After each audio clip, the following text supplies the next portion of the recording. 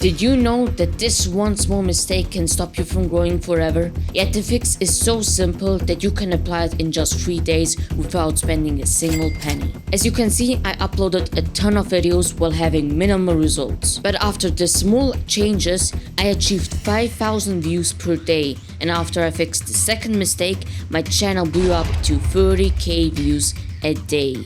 Keep in mind, I was at 20 views per day while doing the same amount of work.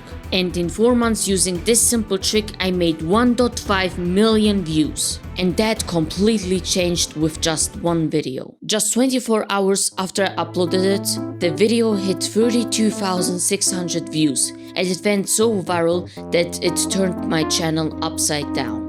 I met the requirements for the YouTube Partner Program because just 7 days after publishing, I got 5,600 watch hours and 2,000 subscribers from this single video. A few days later, I got accepted into the Partner Program and finally got the taste of the money I worked for. But I didn't learn a new crazy editing trick nor improved my SEO whatsoever. In fact, I just used one simple strategy which people avoid 90% of the time. Did you ever upload a video and even after you spent hours making it, you just barely get any views? But your competition seems to get views so easily while having even a lower quality of editing? Your competition knows what content their audience loves because they are already getting hundreds of thousands of views. But how do you find your audience? It's not even that hard. You should never reinvent the wheel. Just change it a bit. Go to your competition and look what videos make a lot of views compared to the other ones on average. Change the idea to something similar or even better. But how do I make a better idea than my competition, which probably has a whole team working on every video? Yes, most of them have high quality teams with multiple editors, scriptwriters, and thumbnail artists. But there are still some creators that work on their own. And 50% of the time, they make even more views than the channels that have a whole team. For example, I had a competitor which had 2.7 million subscribers, yet his videos were horribly edited, his thumbnails were also horrible, and mostly he didn't even have a voiceover. But do you know why he still made more views than all his other competitors? His idea was great. It was something so unique that nobody else did yet.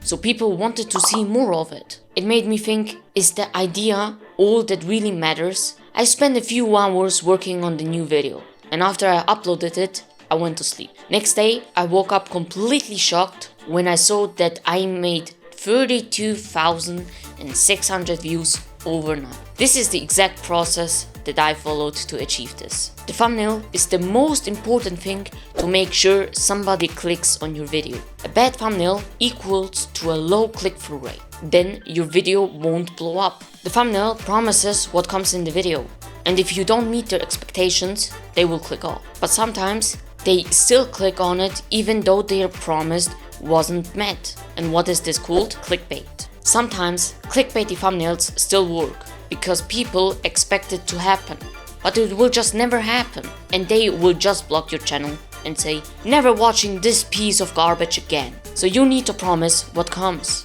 but they still won't click if it's just a normal thumbnail. You still need to make it a bit clickbaity. Let's see here some examples. As you can see, you would still click on it, so basically clickbait is okay till some point. But after that point, it will just hurt your channel. But let's go to my competitor. His thumbnails were horrible, and I'm not joking. 2.7 million subscribers, yet a worse thumbnail than a 10,000 subscriber YouTube channel. Let's imagine a garbage truck to see what we will remove from a thumbnail and edit it so you can see what unnecessary things you always add. But here are some points I look for in a thumbnail. First, make sure you don't have much going around in your thumbnail. Don't add unnecessary things that don't provide anything new to the video. If they do, make sure to add them. But make sure you don't give everything out so you can blow up their expectations at the end, so they will love your content. But let's look at these examples here, this and this.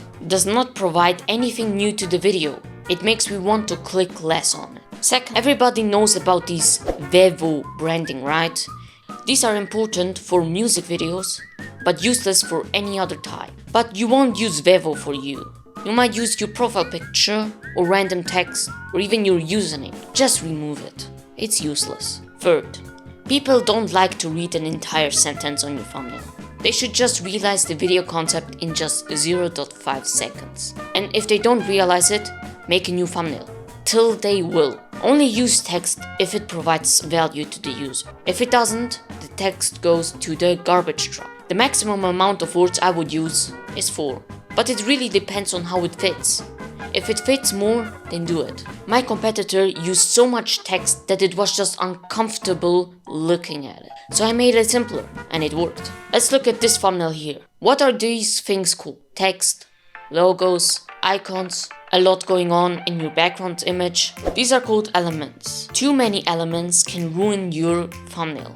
Don't use a lot of them. The max should be around 3 to 5. Let's look at some creators, how they use them and how you can profit out of them. This thumbnail has 3 elements. And here's how you can identify it. For example, this thumbnail has him, the coffin, and the grass. But not all thumbnails have that many. Some have more, some have less. It's not a rule. It's just what the perfect amount is from big creators. But did you actually know that audio is 70% of the importance in a video, while 30% just being the edit and quality of video? Yes, you heard me right. People don't put a lot of time into music selection, sound effects that fit. But you also need to have a good microphone. Microphone I recommend is the Fifine K65A. It's this one. It's a great dynamic microphone, meaning you almost don't hear any background noise. But let's say you can't afford it, then you should use something called Adobe Podcast.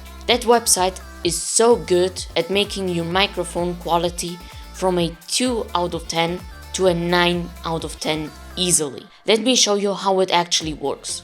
So, let me show you. You will just take your file and then upload it. And now we just need to wait. And now it's finished. Here are the results. Before, hello, this is a test recording. And after, hello, this is a test recording. And as you hear, the quality is really good and it's amazing. And I wouldn't expect that at all. And if you have a phone that is at least from the year 2010 and not like a Nokia 3300, then you're good to go. This should help it. I have a link for that in the description too. But let's say you don't want to use voiceovers and you want to use AI. AIs like 11 Labs are really realistic and it sounds really good. You actually get 10,000 characters per month for free. You don't find that anywhere else with that quality. But with privacy comes cost. For 11 Labs I also got a link in the description. Definitely check it out if you don't want to do voiceovers. But there is also another type of audio and it's called music. And it's included in the 70%. And you might think now, how do I find good music? And I don't know how to edit with music. Well, it's simpler than you actually think. Let's say something epic happens, like you get something really cool, or just something crazy. Then you use epic music. But if it's you just chilling and speaking, use some ambience music. But if somebody just disappears into the void, then something like mysterious music would fit in. Let's look at this scene.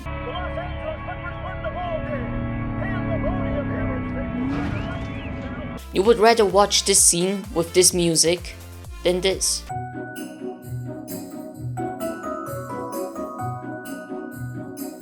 You might ask now, where can I get good music from? In the description I have a link for Epidemic Sound. You probably have heard of them. This video is not sponsored by them, neither of any other service I said in this video. I've been using their service for over 2 years now, and I can find the perfect song for every scenario. I will even share my favorite songs in the link below it. As you can see here, we have everything in the garbage truck. Some things like unnecessary text, too many elements, horrible music, horrible voiceovers, branding. You need to make them all better. But editing with music and sound effects isn't as easy as you might think.